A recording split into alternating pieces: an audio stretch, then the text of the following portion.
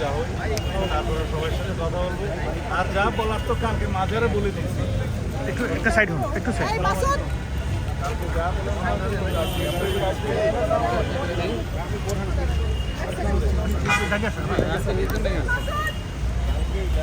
ছাত্র চলে গেছে। মাঝারে যা তুমি আজকে কিছু বলেন, একটা কিছু একটা বলেন। ডেইলি বললে তোমাদের তো পরে বলি। আজকে যে ইস্যুতে আসছি ওইটাই প্রাধান্য পাবে। আসছে স্যারকে একটু তুলে দাও, বলো যে স্যার আসতে, স্যার আসতেছে। মুরব্বী আপনি একটু সরেন, আপনি একটু সরেন। আমি এই যে একটু স্যারকে একটু তুলে দাও তো। হ্যাঁ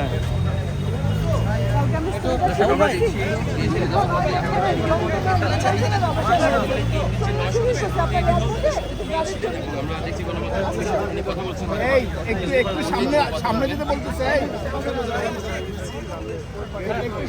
ভালো হয়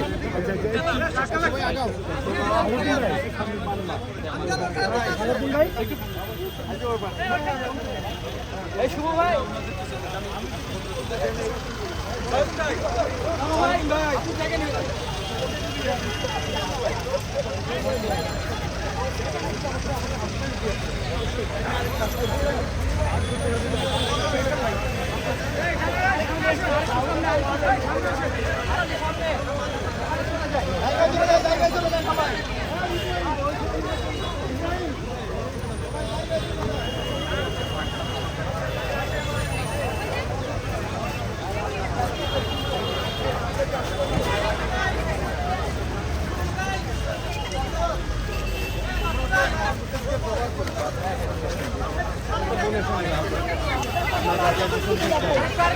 কালকে শুনছো তো,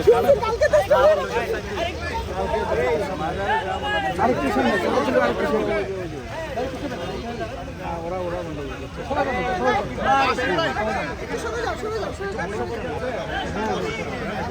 ভাই ঠিক আছে, একটু ভাই এখান থেকে পিছিয়ে যান, একটু পিছিয়ে যান, একটু পিছিয়ে দাঁড়ান, একটু পিছিয়ে দাঁড়ান, একটু এখানে পিছিয়ে ভাই, একটু ওই দিক থেকে দাঁড়ান, ওই দিক থেকে দাঁড়ান ভাই, একটু এখান থেকে নিচে দাঁড়ান, পিছনে দিয়ে দাঁড়ান ভাই, একটু একটু সাইডে হলে পাবে না কিন্তু ভাই, এখান থেকে আর কিছু চেপে যান, আর কিছু চেপে যান ভাই, এখান থেকে আর চেপে যান ভাই, আপনি একটু চাপেন। হ্যালো, আপনি চাপেন না।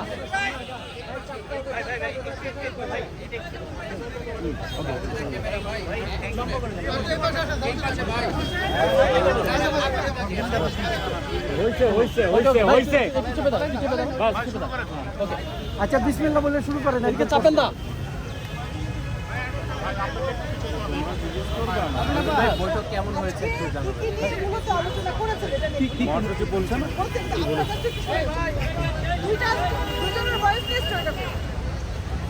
আজকে বিভিন্ন রাজনৈতিক দলের সাথে, বিশেষ করে যারা ফেসিবাদ বিরোধী রাজনৈতিক সংগ্রামে ছিলেন, সে সকল রাজনীতি দলের নেতৃবৃন্দের সাথে আলোচনা করার জন্য মাননীয় প্রধান উপদেষ্টা এবং উপদেষ্টাবৃন্দ আমাদেরকে আহ্বান করেছিলেন। আমি আমাদের মহাসচিব সাহেব নিশ্চয়ই ইতিমধ্যে বলেছেন, তো আমাদের সাথে যে সমস্ত বিষয়ে আলোচনা হয়েছে, আমি আশা করি তারা মাননীয় প্রধান উপদেষ্টার অফিস থেকে অবশ্যই আপনাদেরকে জানাবেন।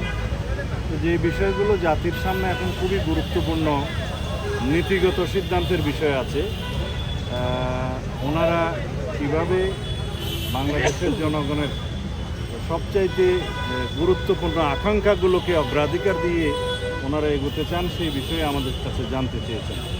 তা আমরা বলেছি, জাতির সামনে এখন প্রতিটি মুহূর্ত খুবই গুরুত্বপূর্ণ। এখন আমাদের নষ্ট করার মতো কোনো সময় নেই।